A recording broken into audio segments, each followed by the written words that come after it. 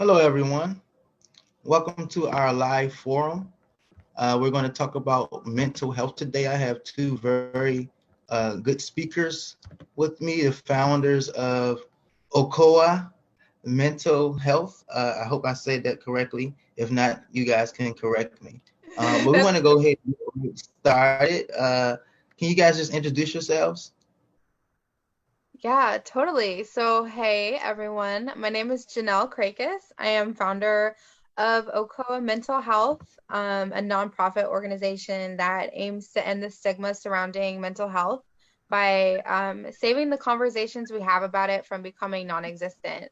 So, I myself am a mental health advocate. I personally suffer from borderline personality disorder, depression, anxiety, PTSD, and ADD. And I'm currently on no medication. I maintain my mental health by practicing holistic means. I meditate.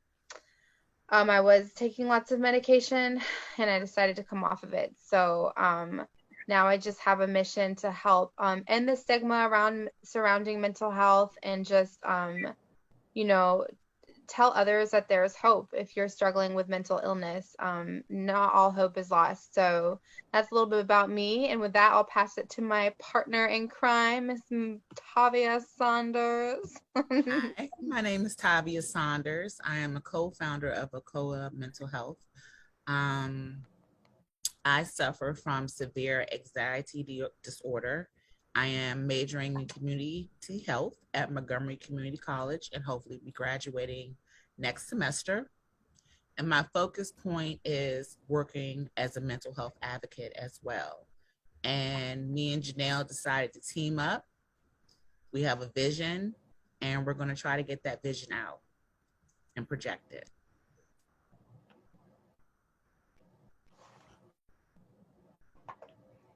That is awesome. That is awesome. I'm excited to have you before me today. The purpose of this is just so I can ask you some questions to better help me understand some things and to better help the residents of Washington D.C.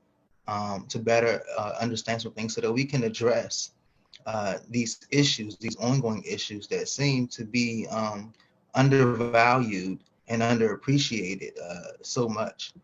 So I'm going to go ahead and get started with my first question, if you don't mind. My first question is, what does mental health mean to you? And is mental health the same as being happy? Yeah, so such great questions. So for me personally, mental health is kind of like my ability to be able to function like throughout my day-to-day activities in like a productive manner. Like it's my emotional well-being, my social well-being, and my ability to like when I am faced with challenging and stressful situations, like the state of my mental health will determine like how I'm able to move like through those emotions and those situations in a way that'll be like beneficial.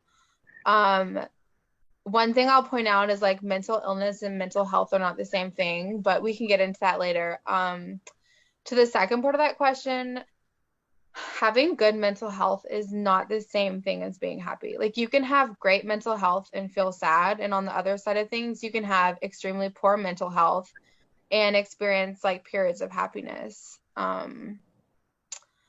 Like and a lot of times people will hear like the term mental health and think um oh, that means like no presence of like a mental illness or mental disorder, but you can again have like mental illness and have periods of that emotional, psychological and social well-being that are like that and you feel great.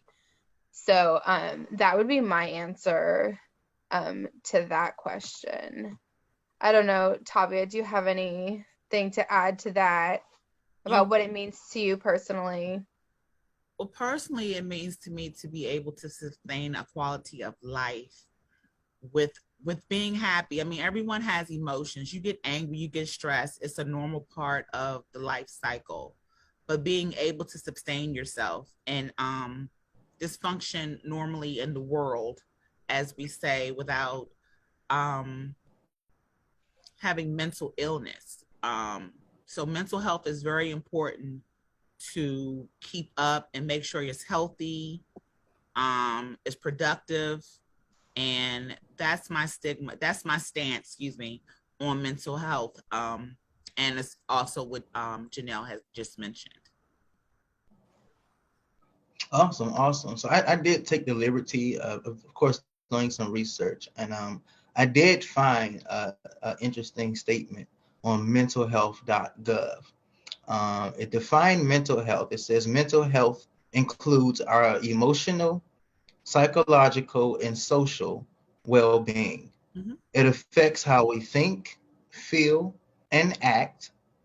It also helps determine how we handle stress, relate to others, and make choices. Mental health is important at every stage of life, from childhood and adolescence through adulthood. And it says that happy is simply a feeling or showing pleasure or contentment. So what I gathered from that was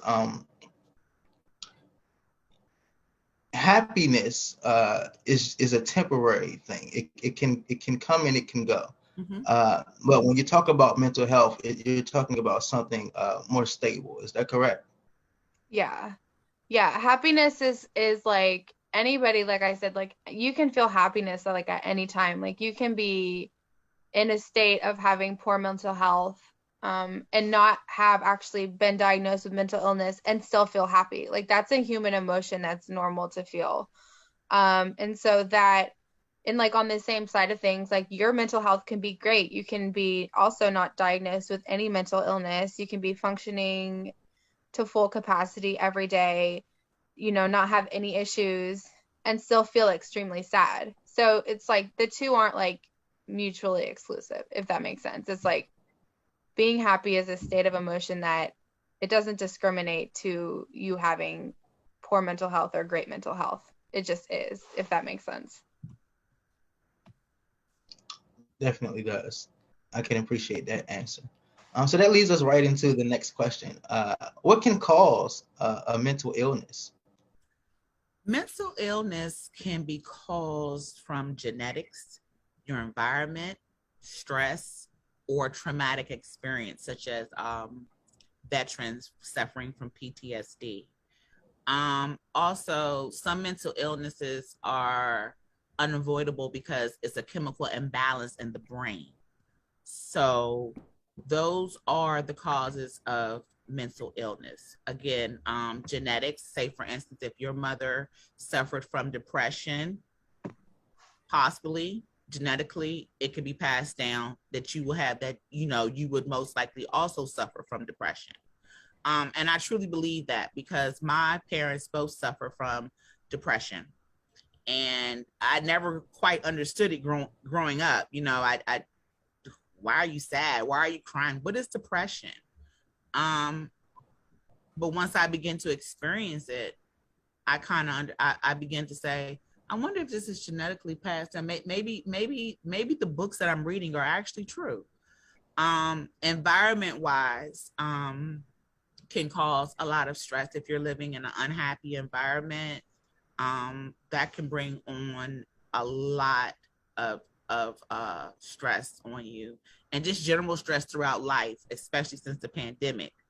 And of course, traumatic experience. It could be such as someone being sexually assaulted, someone being in a war, someone having childhood traumatic experience that they kept bottled up. So those are the basis of causing mental illness. Wow. That definitely sums it up, and we definitely see those things often throughout our city here in Washington, D.C. So we see some of the things that we need to address when we're trying to tackle mental health as a whole. So that's definitely awesome. I did a little research and I kind of came up with the same things that you said, a history of mental illness in a blood relative, stressful life situations such as financial problems, a loved one's death or even a divorce, an ongoing medical condition such as diabetes, brain damage, or traumatic experiences such as military combat or assault, use of alcohol or recreational drugs, and a childhood history of abuse or neglect. So those are really, really some of the core roots of these issues that we have when we find people with mental illnesses. You know, even myself, when I look back over personal experiences that I've had, financial difficulties have caused some mental illness where I had to seek. And I didn't think that, you know, that would cause mental illness. But when you look back and after you receive therapy and after you think about it and you talk about it, you really understand how these things does affect our mental well-being. And so it's great to be aware that these are the causes so that we can catch it before it begins to grow. So those are awesome things to point out. So my third question is, why is mental health often ignored or desensitized? Janelle, let me take that question, or are you gonna piggyback off me? Yeah. Well, no, I mean, I can definitely say something about that. I think like a big reason that mental health is like ignored and desensitized is because people are just like very prideful and they're like, that cannot happen to me. But the truth is that like nearly 1 in 5 adults experience mental illness. Like this isn't something that's like taboo. Like people deal with this every single day and like you're not alone. Like there's nothing like taboo about this. Like this is life. This is called being human, and that's okay. Like there's nothing to feel shameful about or to like, you know, to blame yourself for. Like this is, it sucks, but it's just a part of life. And so that's what I have to say about that. I don't know if you have anything to add, Tavia. Well, what I was going to say is often ignored because mental illness is not visible at times. Mm-hmm. It's internal. And mental illness is not looked at as if someone had been diagnosed with breast cancer. People look at mental illness, especially in the Black community, with a stigma as you're being crazy and not being educated on mental health or mental illness and knowing the difference. So we have to try to desensitize the stigma that is around mental illness by educating people about mental health in order for them to understand the difference. I like that. That's awesome. I just want to piggyback off of that. I know I'm talking to two females here, but as a male, there are some of the causes that, you know, when we just looked at some of the causes of mental illness, and some of those causes, a lot of times, we're taught that that is not an illness, that's the weakness. So can you kind of speak on that and kind of clarify how it's not a weakness, but it is yet an illness? Yeah, it's definitely it's 100% An illness. not a weakness. It is not a weakness to feel that way. Your feelings are valid and there's a reason why you feel that way.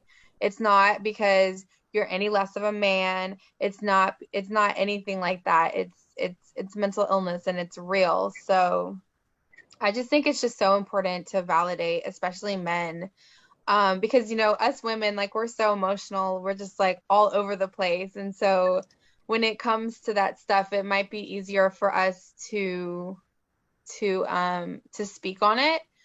And for men, I know it's just like frowned upon. It's like, oh, you're so weak, dude, like you're, you know what I mean, and that's just like not the case. It's just, it's not true. And um Yeah, go ahead. No, I'm sorry, Janelle. Go ahead. No, I was done. Oh, Please. I was just gonna say a lot of times growing up, I remember hearing family members saying, "Don't take my business out the house. Don't tell this. Yeah. Don't tell this. Let's deal with this in house." And I think that has been passed on from generations to generations, in our communities, with not acknowledging the fact that there's something going on. And then it's not just in low income communities, it's in middle class communities. I mean, you look at the school shootings and you look at things like that, and you really have to be aware of what's going on. It's really, really important that we break the cycle of keep it in the house. Don't talk about it. We can work with it amongst our family. And sometimes that can happen, but a lot of the times a professional therapist and medical help may be needed, and maybe need to intervention with that. So I think that we need to try to break that cycle with keep it in the house, deal with it the best way you can, or you'll get over it. Yes. Yeah, it should never just be like, just get over it. Like, I think that's like one of the big things. And then we just like suppress it. We're like, okay, so this isn't normal. Like, I just need to get over it. I need to just like, but like emotions in general are just like, are normal and like a part of being human. And so to tell someone to just like suck it up is just like so damaging and doing us way more harm than it is good. Yeah, it kind of reminds me of the story, not the story, but the reality of Prince Harry and Meghan, and how she was just when she did an interview with Oprah, she was just talking about how she had to keep it inside, how she was feeling. She had to keep it to herself, how she was being mistreated, and how she was, just feeling neglected. And so you just wonder like how that affected her mentally. You can just imagine that it had a tremendous effect, and we see that so many times in our daily lives. That doesn't just happen with them. We're told to hold so much in, from childhood, as you said, even as adults. Even I am a mayoral candidate, and even in politics or in the public eye, you're told, you don't express this, don't show this, but sometimes, it's best not to hold those things. And that's why I think one of the things that I love about, regardless of his policies and so forth, one good quality about our president, is that he really opens up, and he really doesn't mind sharing some of those experiences that he had. And I really always felt that was a great quality that he had. Yeah, for sure. For sure. So speaking of DC, Washington, D.C. ranks last, as it is the worst in terms of dependence or abuse of illicit drugs or alcohol. It's in 51st place. Do you believe mental illnesses can lead to addictions? Oh, absolutely. Yeah. You want to suppress that feeling. I remember my mom suffering from depression, and with that depression came with both my parents. They suffered from mental illness, depression. Sometimes we were in poverty, and that led to substance abuse, such as drinking, drugs. Definitely. I believe that a lot of people turn to other means to try to suppress what's really going on. Yeah, yes. I agree. Yeah, I definitely agree. I think that many people with mental disorders and mental illness, like they turn to substance abuse, to self-medicate. That's definitely a way to get rid of those uncomfortable feelings quickly. As someone who's been through different 12-step programs, I can definitely attest to that. One thing I will point out is that a lot of times what we see is something called comorbidity, which is like the presence of two conditions at the same time, like a mental health disorder and a substance use disorder, and they coexist at the same time. It doesn't necessarily mean that one condition causes the other, but they can both make each other worse, if that makes sense. So if you have addiction, more often than not, it might drive your mental illness, like obviously like further down. And then on the other side of that, if you have mental illness, it might, make your addiction worse. Did someone say something?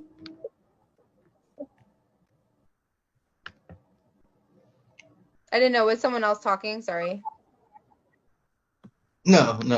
Oh, okay. Yeah, so no, but I think that definitely, I mean, I think it's not like I definitely think that it can have a huge factor in that, but the two often just like they dance with each other, if that makes sense. Like addiction, yeah, they correspond with each other for sure. One definitely can make the other worse and vice versa. Wow. It's so true, and That like I statistic said, about DC is crazy too. I met a homeless guy on the he was downtown actually, and he asked me for a few dollars, and he was honest about it, and he said, I need to get a drink. And I said, wow, man, is that a need, or is that a want? And his response was, for me, it's a need, because if I don't get a drink, I can't sleep out here. But I have to drink enough so that I can be able to just fall asleep and not think about where I'm at or what my surroundings are.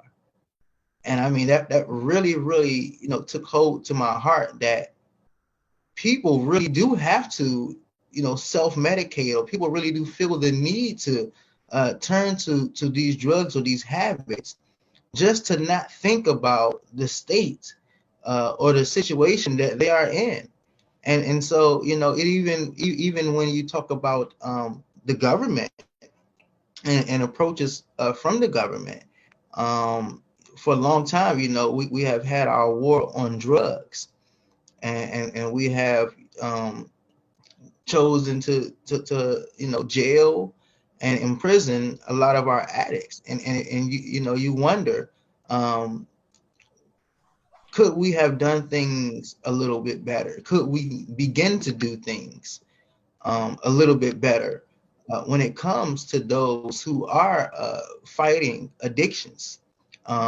Instead of being jailed, can we do more to actually help them, especially from a mental health standpoint?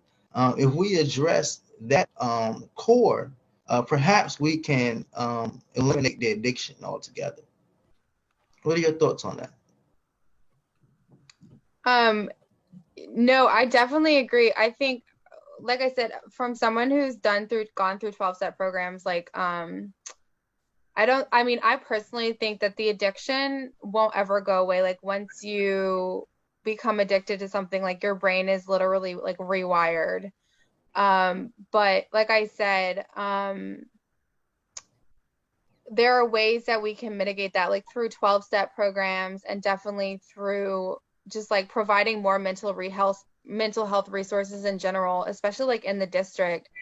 There are ways that people can learn how to mitigate their mental illness, and take something that's not like a drug or alcohol and replace that with like meditation or mindfulness or an antidepressant, because it's just, I'm not gonna rag on, you know, medication, because I've had to take medication myself and it's helped me. It's just a personal choice, and some people, literally their brains are wired differently and like they can't function without it. And so it's just like a fine line. I don't know, Tavia, if you have anything to add to that. Um, Before you add to that, I just want to enter. Someone also had a couple of questions. So you can answer it all together. Uh, this person said, "How can DC help folks suffering from mental illness and homelessness crisis? Can you meet them where they are at?" I'm not sure with the last part, can you meet them where they are at? But I know that in Washington, D.C., we need to have more mental health facilities, centers where people can walk in and get resources and get help, instead of every corner it being a liquor store or a carry out. Yep, exactly. If we had as many mental health resources on the corner in Washington, D.C., do we have carryouts? I guarantee the statistics will be completely different. Men, I noticed that the comment also, men are very objective to admitting that they have a mental illness or they are going through some things. They tend to, it's statistically proven that men tend to self-medicate with alcohol, or domestic violence becomes a factor in the situation. So in order for us to combat homelessness and mental illness and promote good mental health, we have to start within. And that means giving the resources to the community that they need in order to get that help. So the next time someone has an empty building on a corner, instead of opening up a carryout or a new liquor store or tobacco store, why not open up a mental health resource center? If we had those in all each area of DC, northeast, southeast, northeast, southeast, northwest, I think I said them all, I guarantee that the statistics would change. We would probably even have young people come in these mental health centers just to see what it's about, just to see what it's about. And it could be that one person that comes in there and that we change their whole life. And especially with men, we need to reach men as well. Women are more, as the person who's on here, they're more likely to reach out for help other than men. But I guarantee you that if we have more facilities and resources that were just available in the community, that they would try it. That's my opinion. I love it. I love it. I love it. I am so grateful for you two coming on tonight and just sharing your thoughts and sharing your opinions based on your education and expertise and experiences is definitely needed. Um, Someone else just commented and said the current programs via Department of Behavioral Health aren't working. And I agree. We have to do more as a city. We have to do more as a community. We have to do more as neighbors, but also as a government. There is more that can be done and that must be done if we ever want to see this change. So I'm going to go to the next question. Next question is kind of similar. It says, does poverty lead to mental illnesses? Absolutely. I suffer from severe anxiety. I suffered from anxiety before COVID hit.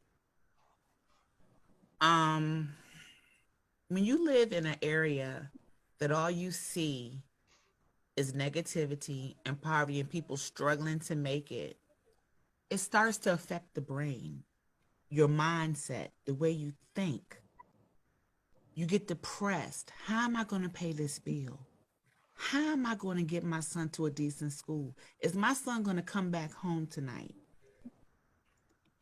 Poverty definitely is a factor in leading in mental illness. Yes. Janelle, you want to piggyback? No, I definitely agree. I do think that poverty is a huge factor.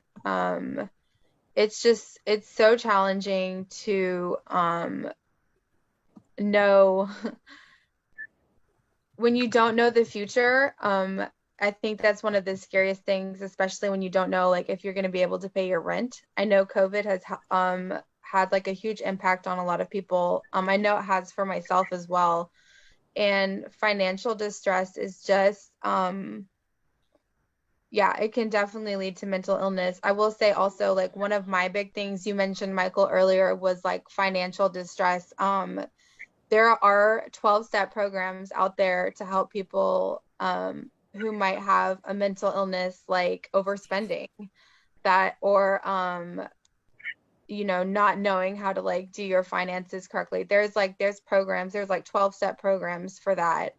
And I know that personally, like I've gone through like a Debtors Anonymous program for myself because it really does become a form of addiction. Like when you're in if you don't have the resources to know how to handle your finances and you're not making enough and you're staying stuck and you're not able to get out, programs like that are extremely helpful. But yes, poverty definitely does play a huge role in mental illness and can lead to mental illness.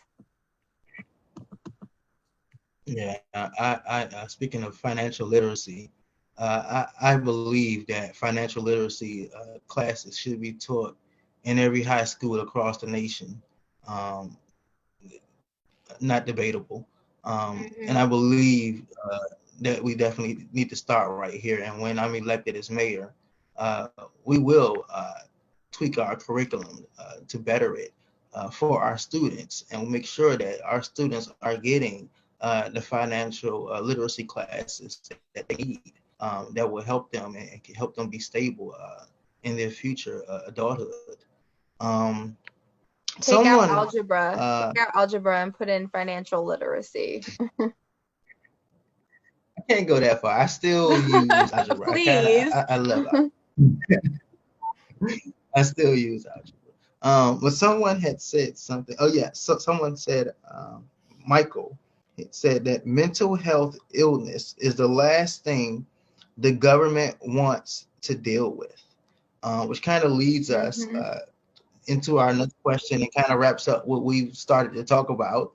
Our next question says, according to a report by the DC Health Matters Collaborative, that's a coalition of nonprofit hospitals and health centers.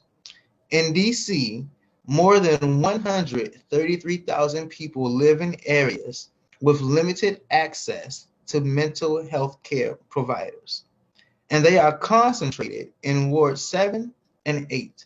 Why do you think the number of mental health care providers are lower in areas of poverty? And we just discussed that poverty leads to mental illness. What can we do to ensure more mental health care providers are more accessible to everyone? Well, what I think that we first should do, in my opinion, is start from the bottom. We have a lot of HBCUs. We have Howard, we have Morgan, Bowie. Those schools offer a lot of health science class, such as mental health advocates, mental health therapists. We need to start going into these schools, hiring these people, getting fresh faces in here, and also getting people that care and understand empathy and don't have sympathy. We need to just revamp the whole system. There, people say there are jobs out here. There are many candidates that are out here looking to help. And if we can employ some of those people in our communities and get more resources out in the schools and everywhere else, then I think we can try to curb this. Yeah. Yeah, Definitely agree. I think definitely increasing funding to train and like develop more behavioral health professionals is going to be like a huge part. And like to piggyback off of what Monique said earlier, like getting more like nonprofit, not nonprofit centers, but more wellness centers, more mental health centers, like and actually like into DC. And then like for the first part of the question, it's just like there's already like a lack of health, healthcare for these areas. And so people are, mental health, they're just like, they can't afford mental health. Like they, you know what I mean? It's just like the stigma that's like, they can't afford mental health care, if you know what I mean. Even with some of our residents having government medical insurance, it's totally different from if you have Blue Cross Blue Shield. Exactly. Wow. For instance, if and I'm speaking of this because I've experienced it. I've had the best top insurance and I've had Medicaid before. And I've seen the difference. When you go into therapy, for instance, in my situation, when you go into therapy and you get a therapist from Blue Cross Blue Shield, I had the feeling that I was really being cared for. I was set up with two different therapists until I felt which one I was most comfortable with. I was on medication for depression, and instead of them trying to pump more meds for me to take, they tried to find other alternatives because they didn't want me to become a dependent on medication. When I got on Medicaid from losing my job, it was like going into a center, and this is probably why it has a stigma. You have everyone in the room just waiting to get medication. And wow, with the insurance, with Medicaid, you have to try to find a therapist. And sometimes those therapists, in my opinion, are there just to be there for a check, not to care for the person. And I believe they would have a different work approach if maybe they work for Blue Cross Blue Shield, Humana, other than Medicaid. When you go into a therapist to get your medication or talk about your problems, it should not be 30 seconds or less. I can tell you that my therapy sessions have been 30 seconds to 60 seconds. How are you doing? How you feel? Okay, I'll call your medication in. I'm pretty sure I'm not the only person that has been through that. So when you get that response, you get that sense of feeling that they really don't care. Who am I? Who am I? They don't care. Do they not care because I'm poor? I'm in poverty. I'm poor. I have Medicaid. They don't know what I am. They're judging the book by its cover. I remember when I went into a hospital, I was having a severe anxiety attack. And I was going maybe every 2 weeks. And I remember this nurse, because they had got to know my face. And I remember her saying she thought that I wasn't educated and I didn't know HIPAA rules. But when she came in there, she said, "Oh, she's just here for anxiety. Just give her some Ativan." I said, "Excuse me. Now, would you have said that to me if I had Blue Cross Blue Shield or if I was white?" So I believe that it is very, very adamant when it comes to that. It's obvious. I'm a witness of it. And I just noticed that someone hit in the chat, she's telling the truth. Therapist care is totally different. It's totally different. I'd rather not. I had to learn other ways of self-meditation because the therapist that I was seeing, she was just, that made me feel even worse. I remember calling my therapist, telling her, "What should I do?" "You are going crazy. You're a therapist. How can you? That's the last thing that you want to call me is crazy." But I guarantee you, if it was the Blue Cross Blue Shield or another top insurer, that therapist would not have said that to me. So there is a difference. I'm very passionate about that. I'm very passionate about that. I'm very passionate about the treatment of people with mental illness when they go into the hospitals, because I have been that person who's been in the hospital by myself and been treated like total trash. If it wasn't for my family, fortunately for my brother, my family, I don't know what I would have done, because I wasn't getting the support that I should have been getting through my insurer or through my therapist.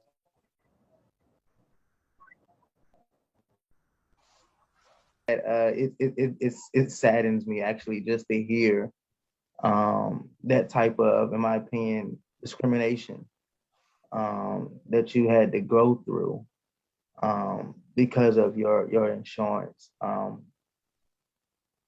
Wow. And we have to address that. We have to do something about that. We cannot continue to go on like that. You know, it just can't go on. But I took a liberty and did a little research in this area on this question, and I learned another shocking number. It says that the country averages 30 psychologists per 100,000 people, and only about 16 psychologists per 100,000 people. That is a stunning statistic. And if that doesn't show you that we need more, I don't know what will. Also, according to goodtherapy.org, another point that they brought up, they said mental health providers frequently are reimbursed less than physical health providers, which leaves institutions sometimes struggling to cover those salaries. So that was something that was interesting to learn as well. We definitely can do more as a government and increase funding towards those issues and help to bridge those gaps. So I thank you for telling those personal experiences. I'm going to go on to my next question. As you know, youth suicide rates are rising in DC and all over the country. A Washington, DC survey found that about 17% of high schoolers reported having attempted suicide, compared to the national rate of only 7.4%. Black and Latino students were 3 times more likely to report suicide attempts than their white classmates. How important are pediatric psychiatrists and psychologists? They are adamant. The youngest suicide that was committed was by a 4-year-old. A 4-year-old. Wow. You say that we have your statistic you mentioned about 30 psychologists to 100 and some thousand people. 100,000 people, yeah. Okay, now just to see all the schools and high schools and elementaries that we have in DC, they probably only have 2 to each district. It's adamant that we start from elementary, middle, and high school. And there needs to be a psychologist, a therapist, or a psychologist there every day of the school year. Not 1, but at least 2. Because when you have one person focusing on a whole school, somebody's going to get lost to that shuffle. Yes. So if we can start from the beginning, as I was mentioning before, working with our youth to get them the help that they need and get more psychologists in the school, it would be, I don't know about pediatric psychologists that specialize in adolescents would be great to have in the schools all year round. Not just when someone commits suicide, they want to bring counselors in. Not when someone gets shot, they want to bring the counselors in, but the counselors are there all year around. Right. Especially now in this day and age of what this world is going through with the pandemic. We definitely need to have that because it won't be the same. And children are suffering through mental illness and having really problems with their mental health as well.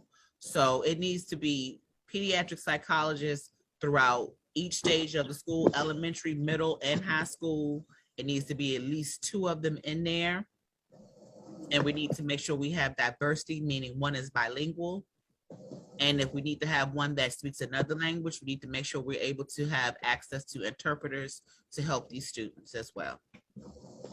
Yes, totally agree. Totally agree. Have anything to add, Janelle? Have anything to add? Have anything to add?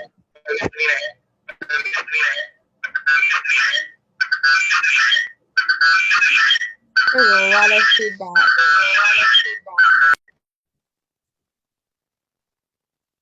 Computers don't like me today. No, I don't have much. I don't have much to add to that. I think she said it all. We definitely need more pediatric psychiatrists and psychologists in school. One of our main focus areas for OCOA is actually to work with the youth and children to get better mental health resources into those schools, because those first years are the most crucial, and that's where many mental illnesses begin to develop, is in youth. So other than that, I don't have anything else to add to that. Awesome. I did want to add just one quick thing. Child and adolescent psychiatrists treat children and young people up to the age of 18 with a range of mental health conditions such as autism, spectrum disorder, depression, and eating disorders. Their work makes a significant difference to the lives of very vulnerable children and young people. And as an uncle of a nephew who has autism, is very, very important, I feel, that we have these things in place, these people in place for our youth.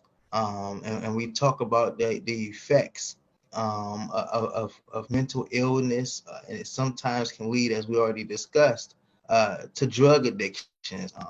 It can lead to poverty. It can lead to a rise in our crime. And all of these are things that are plaguing our city today. So we can try to, address some of these issues early on, as the statistics show. Perhaps we can kind of curb some of those things from happening later on. If officers don't have proper training, we're talking about police officers, confrontations involving people with mental illness can escalate quickly. This can put everyone involved in danger. Studies show that people with mental illness are 16 times more likely to be killed by police than other suspects. 16 times more. Do you believe our officers are receiving adequate mental health? You're breaking up again, Michael. Michael, are you trying to ask us, do we believe our officers are receiving adequate mental health related training?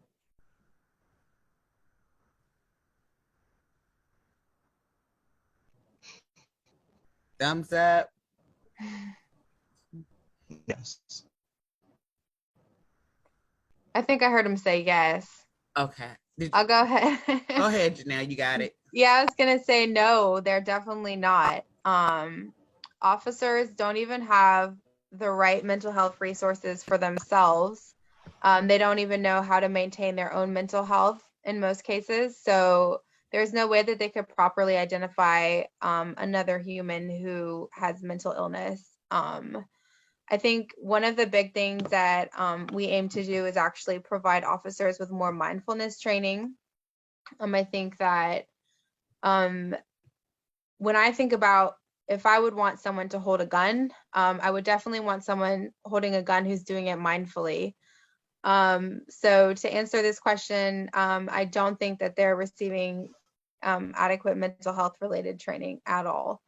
From a personal standpoint, my fiance actually just got home from doing 27 years. And I often ask him this question, like, what do you think if in all these like interactions that you've had with police officers during your youth, if one of them just stopped and offered you help instead of treating you like an animal? What if one person just stopped and asked you what's going on? Do you think that the direction of your life would have changed and you wouldn't have done those 27 years? And every time I ask him that, he tells me yes. So I think it's just training these officers to exactly, yep, de-escalation is going to be a huge part of it. And I just think it's just not happening. It's just immediately get on the situation. It's high emotions for everybody, and it's no sense of you're speaking to a human being who may or may not be suffering from a mental illness. It's, oh, I'm speaking to someone who's immediately a threat. And while that may be true, they also are suffering with mental illness. And if you don't even know how to recognize that in yourself, then you're not going to be able to recognize that in other people, and you're not adequately equipped to be on the streets helping keep people safe. It's not going to happen. So that's my answer to that. I don't know if you have anything to add to that. Well, what I was going to say is I noticed in the I want to respond to Miss Fields' response about mobile crisis team.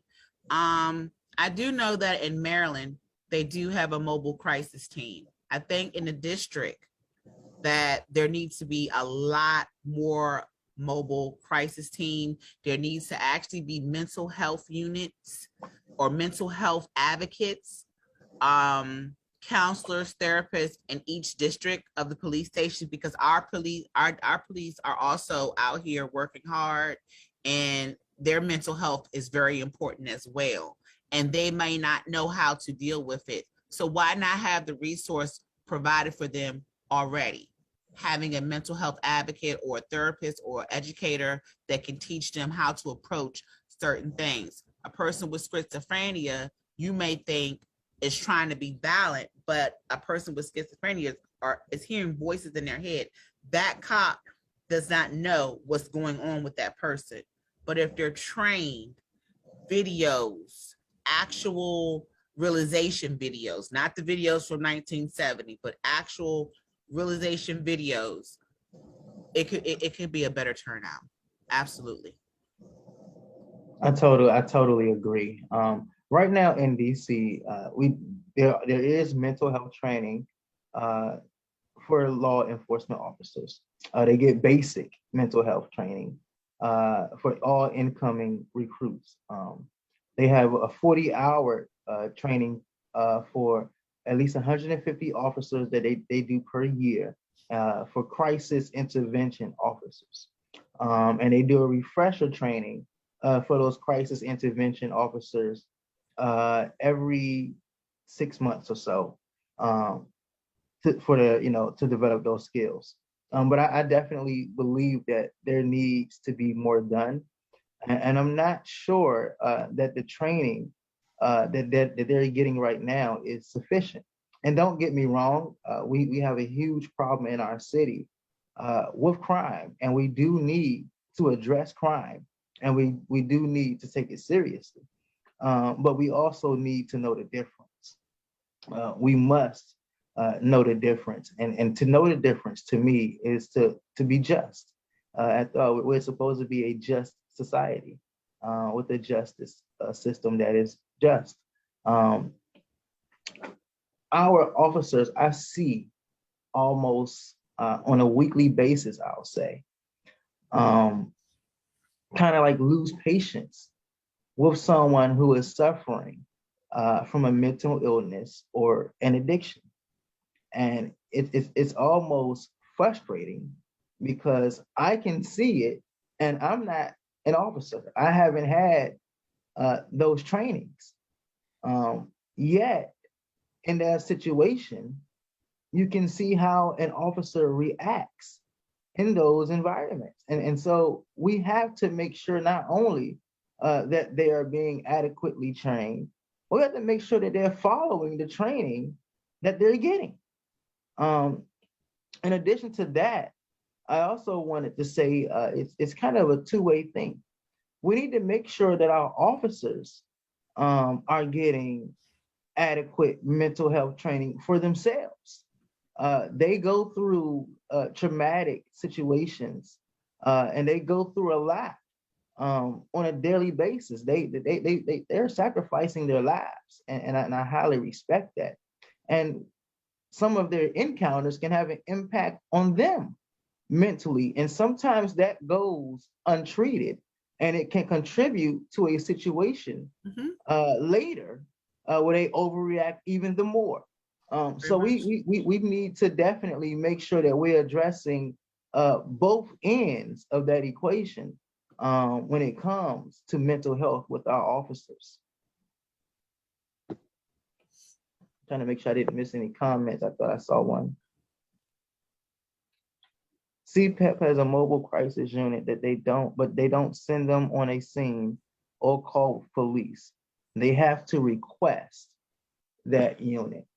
And you know, a part of my mental health plans is to have a required amount of training for not only our officers, but for every last 911 dispatcher as well.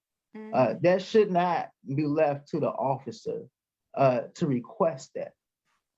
When an officer comes on the scene, they're usually coming on the scene already with a mindset made up. They've heard everything they think they needed to hear over the radio or what have you. And they already have a mindset that they have to, you know, address and secure this situation. And this is the best way that they should do it. If we have a 911 dispatcher that can kind of catch these issues and these problems from before an officer is even called, then that 911, and we do have the crisis intervention officers, but I just feel like the training is just inadequate. We have to do a better job. We must do a better job, because if we don't, as the stat just showed us, lives will be lost. And it's we can't have a government that's responsible for lives. And a lot of times these are young lives. We can't have mothers crying because of the misfortunes and the undervaluing of our government. It just can't be done. It can't be done. Those mothers and those fathers can't get their child back. There's no way to make that up, no matter how much amount of money you can win in a lawsuit. Nothing will ever make up that life being lost. And most of the time that could have been, that could have not happened, you know, as Ms. Fields said, it could have been de-escalated. We have to value de-escalation. We have to value lives. And we have to value mental health. So we're almost finished. We oftentimes assume the rich and well-off are mentally healthy. Being wealthy can have all sorts of advantages, but it can also emphasize and exaggerate many mental health problems. In fact, some of the wealthiest people in the world are extremely emotionally damaged and suffer from various mental health problems. What can we do to be more effective in reaching out and providing mental health services to the rich and wealthy? I think a big thing is just helping to end the stigma surrounding mental health. Mental health doesn't discriminate to anybody. It's not, it affects everybody. And having been adopted into a family where I've had access to good mental health resources, I battle with some of the most challenging mental health issues. And those resources have definitely helped, but money doesn't mean that you're not going to have mental illness. It's always going to be there. But to answer the second part, like I said, it's just more conversations about mental health, especially just more conversations about it. Like I said, it doesn't discriminate. It's always going to be there. Always. I'm just going to add a little part in about providing mental health services to the rich and wealthy. And I would say network. It's important that we get out in those neighborhoods too as well. So networking, also going through the schools, such as the area where Sibley is located, with Georgetown, the schools are up there, where the rich send their kids to school, putting out flyers, putting out resources, letting them know that we're here. Because a lot of times the rich and wealthy choose to, just like with people who are in poverty, sweeping under the rug and self-medicate. Very good points. Very good points. No one is immune to having any mental health illness. It can hit anybody. Which leads me to our final question. And our final question is, are there any cures to mental illness? How can we cure this? There's no cures to mental illness. There's ways of managing mental illness. If a person, for instance, who has schizophrenia, that's a chemical imbalance in the brain. So you need medication to balance those chemicals out. Those persons will always be on medication. It's not curable. A person with anxiety, is that curable? No, but there are ways of managing it without medication through holistic approach. So there's no cure for mental illness. I will say that when you begin to take care of your mind, your body, your spirit, and your soul, that depression can be alleviated. I'm a witness to that myself. Been depressed for 2 years since COVID hit. And through other approaches such as self-meditation and talking to positive people, putting myself in positive environments, I'm slowly coming out of that on my own. So it may be certain cures for mental illness, but I believe it's more mind over matter. But diseases such as schizophrenia, sometimes multiple personalities disorders, sometimes medication is just needed. Again, sometimes those things are based on traumatic experience and genetics. And this is the person who has high blood pressure. They have to take medication. Sometimes they eventually get off. Sometimes they eventually don't get off. So as of now, there's no cure for mental illness. Janelle? Yeah, no, there is no cure. There are ways that we can, work to prevent certain mental illnesses from occurring. There are ways that we can maintain and regulate our mental illness, but there is no cure for mental illness. It's going to be present always, but that doesn't mean that there's not hope. There is definitely hope. And if you are struggling with mental illness, and believe me, I struggle with many mental illnesses, there is hope. And it's not the end. It's not the end of your existence by any means.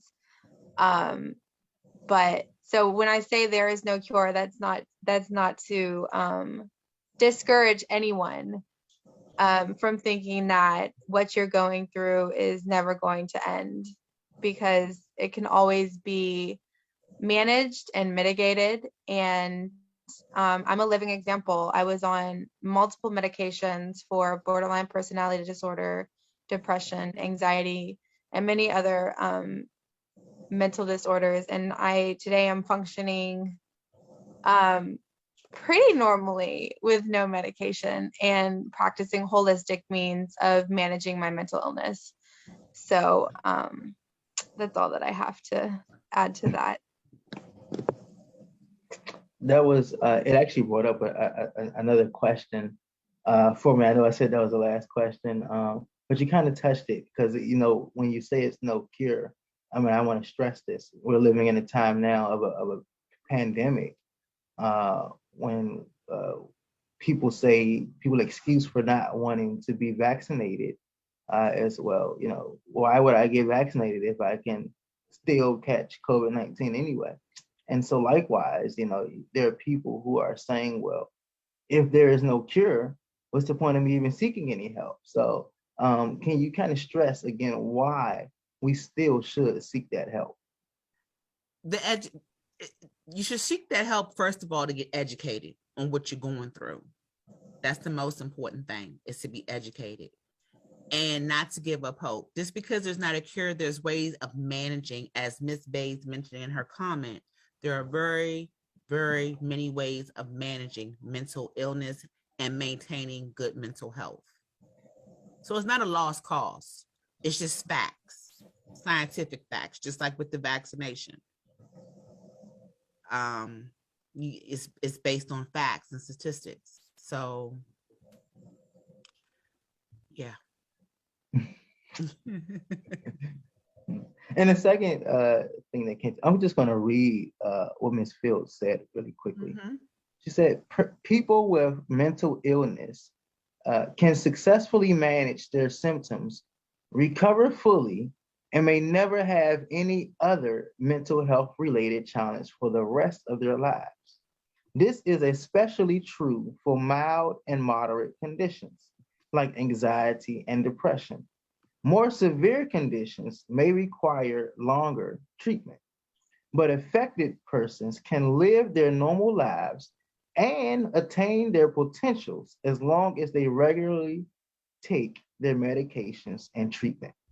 And she also said environment impacts your mental health. Yep, I think that's what we said earlier. Yeah. The environment definitely can impact, and I think it's impacting a lot of our youth in DC, and that's why we're having so much crime. It's nothing to do. You know, we still have the Mayor Berry's, I still call him Mayor Berry, youth program, but there's nothing to do.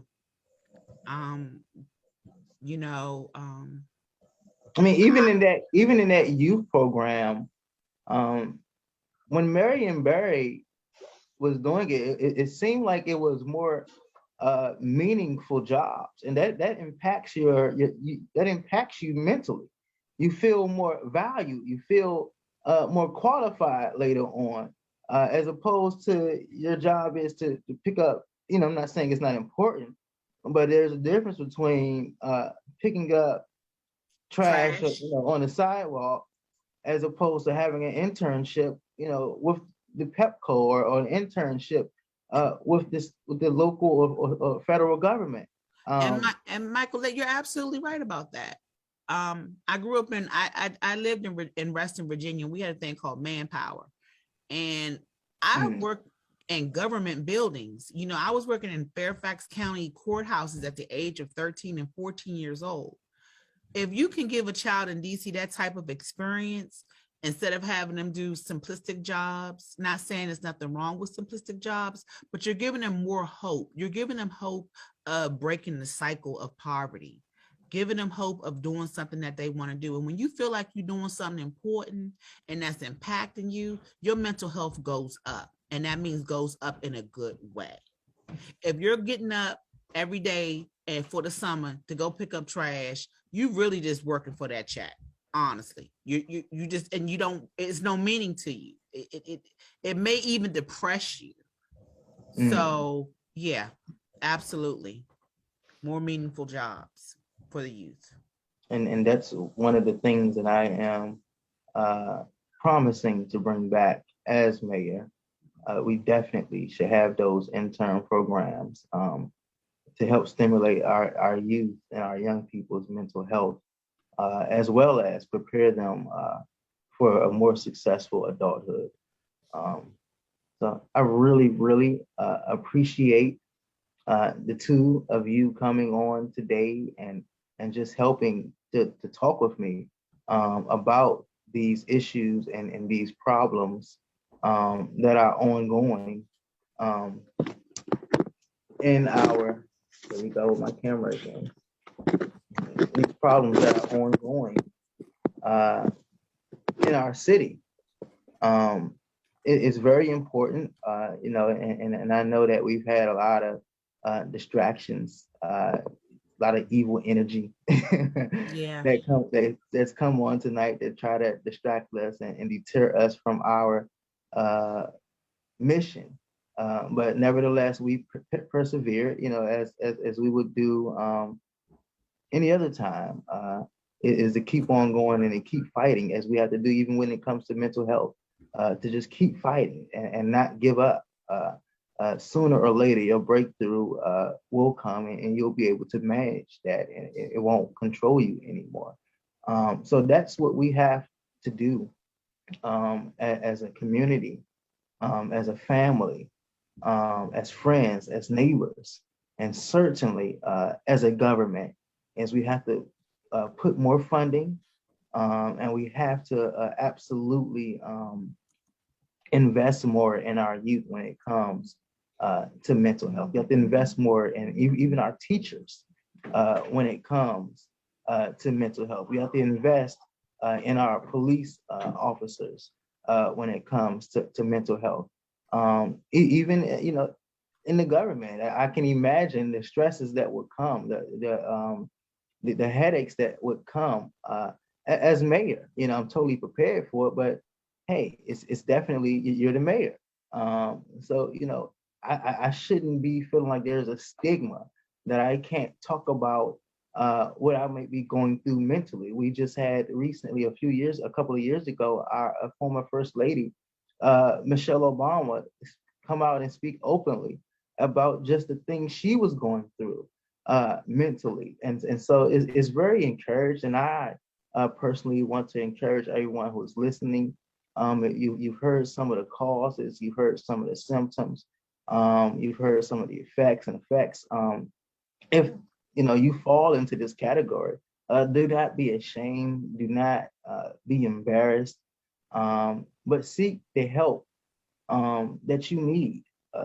We've talked about the resources. There are resources that we've listed in the chat, but seek the help that you need. And I'm pleading with you and really asking you not to bury these issues, but to seek the help. I personally have had to seek therapy. I have went and sought therapy, and it has helped me tremendously in my life. I would not be where I am today had I not sought that help that I needed. And so I thank God for giving me that wisdom to go seek that help. And I thank my therapist for giving me the help that I needed, and for being so open and so willing to listen and to be a help to me.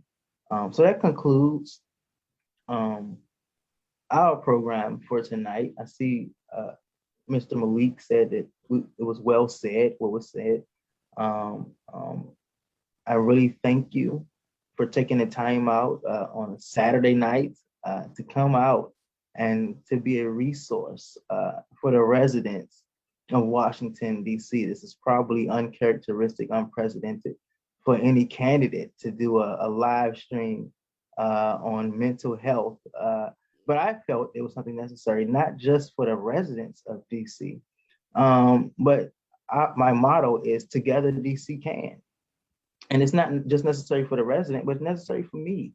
I wanted to personally ask these questions. I wanted to make sure that I'm getting as much insight and as much education as I possibly can to be the best possible mayor for our city and for our residents. So I'll let you guys, you ladies, close with your final remarks and let everyone know how they can reach out to your organization and how they can contact you. Janelle, you can give them our information and then I'll close out with some other helpful resource information. Yeah, so I will go ahead and put our we have a Facebook page and an Instagram page. I'll put it in the chat. It's very easy. It's OCOA, OKOA, mental health. That's it. If you just look that up, you will find it pretty easily. A little bit about what we aim to do. We're going to be working with children, police, and felons reentering society, providing all three of those categories.